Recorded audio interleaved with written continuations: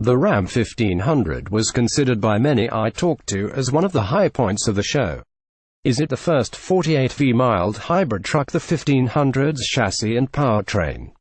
By contrast, the new Chevrolet Silverado caused much less buzz. A day after taking this photo it was roped off, no doubt thanks to the growing cracks. After a horrible design miscue with the 6th generation Cherokee, Jeep appears to have found its mojo again. Or maybe just the designer's spectacles. The BMW X2 got its North American debut at NAIAS this year. Acura's RDX isn't on sale yet, but this prototype was on display. This is the new Volkswagen Jetta. All the good stuff from the MK7 Golf, but with a trunk, and a cheaper price than the old car. If compact sedans aren't your thing, there's a new Toyota Avalon. This rather funky Hyundai Veloster is going to appear in Ant-Man and the Wasp. The Hyundai Veloster N looks a little more restrained than the flame-covered film car, but should be a hoot to drive, with 275 horsepower. The big rear spoiler and diffuser are specific to the Veloster and the new Kia Forte. Some of the Stinger's looks, but with front-wheel drive and a CVT. You can find the station wagon if you look hard enough. This is the Regal Tour X, and I love the way it looks. A very green Jeep Wrangler. The Audi TT RS was a surprisingly great car we drove last year.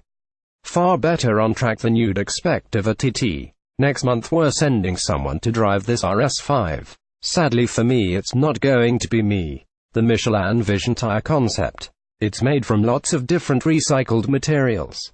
Denso had this concept on display. It's something to do with mobility.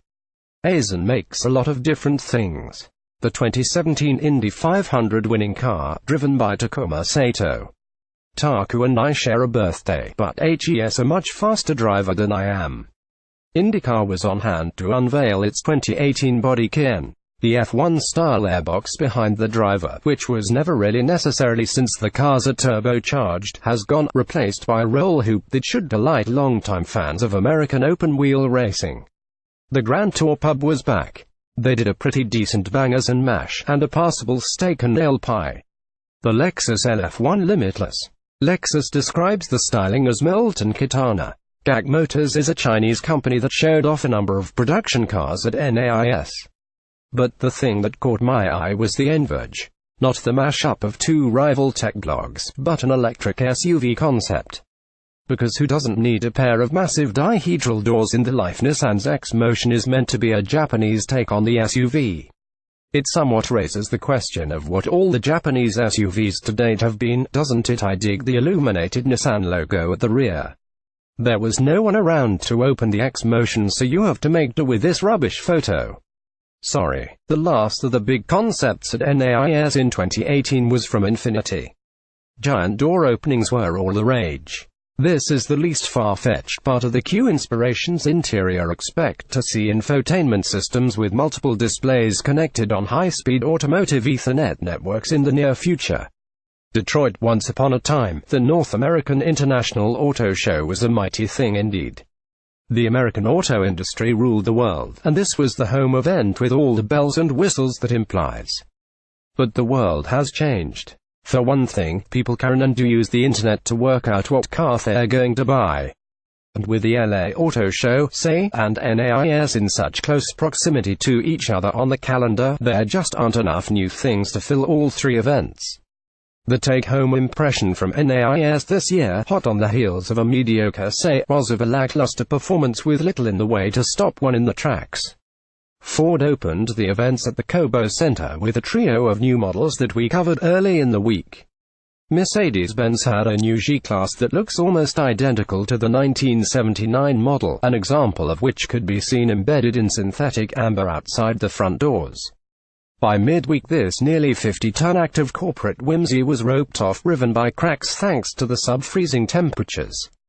BMW gave the i8 hybrid a midlife bump, and Audi showed its new A7 on this continent for the first time.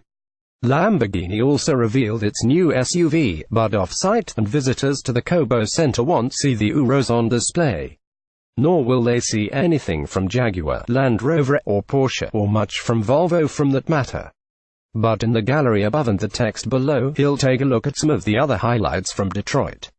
Trucks and SUVs. NAIAS has become a show for new truck and SUV reveals, and 2018 had a couple of important ones. The Ram 1500 certainly generated the most buzz among attendees I spoke to. Weight reduction was a priority, with 100 pounds 45 kilograms taken out of the frame alone. It's 225 pounds 102 kilograms lighter overall. Heavier loads are possible, too. You can now carry up to 2,300 pounds 1,044 kilograms and tow 12,750 pounds 5,783 kilograms loads. And the Ram 1500 is now a 48V mild hybrid, e-talk in Ram speak.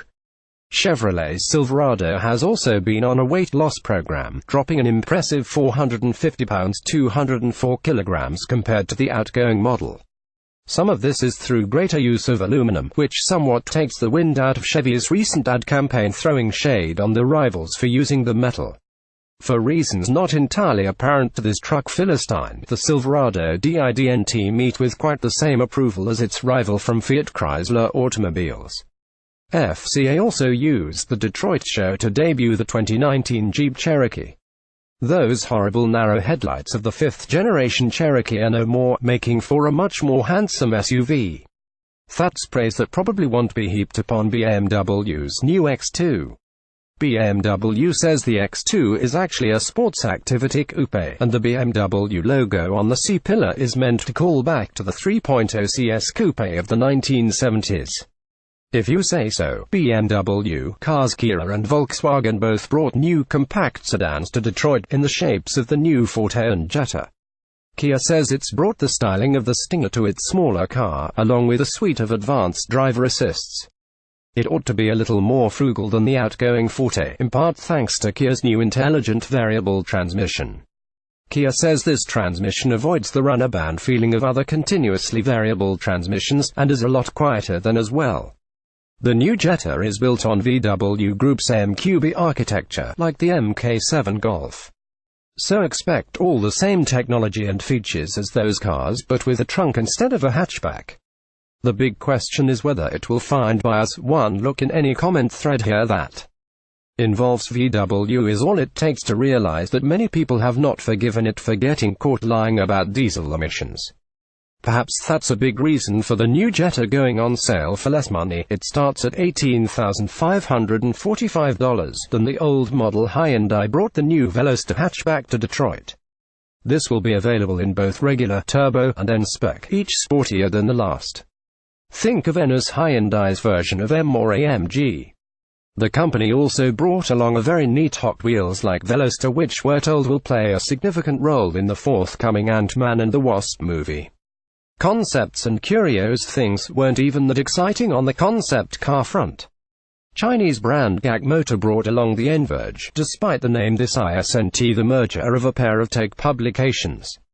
My abiding memories of this concept were the big dihedral doors and the way the wheel trims were illuminated from within. Lexus showed off a concept called the LF1 Limitless. It imagines a future flagship Lexus SUV, using design language that Lexus describes as molten katana. Infiniti also featured a concept flagship, this time a sedan called the Q Inspiration. Like the LF1 Limitless, it features a rather outrageous interior that looks great but which we think will never leap into production. Infiniti's corporate parent Nissan also had a concept for NAIAS, the X-Motion. Pronounced cross-motion, it's meant to be a Japanese aesthetic take on that most American of vehicle form factors, the SUV.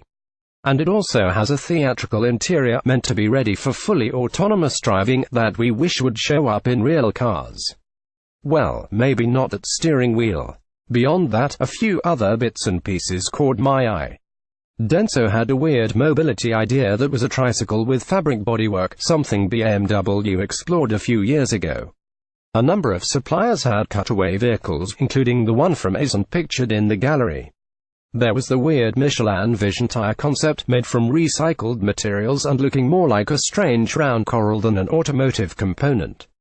And the Grand Tour pub, which we saw in LA, was back again, offering a fairly decent bangers and mash for hungry journalists. Listing image by Jonathan Gitlin.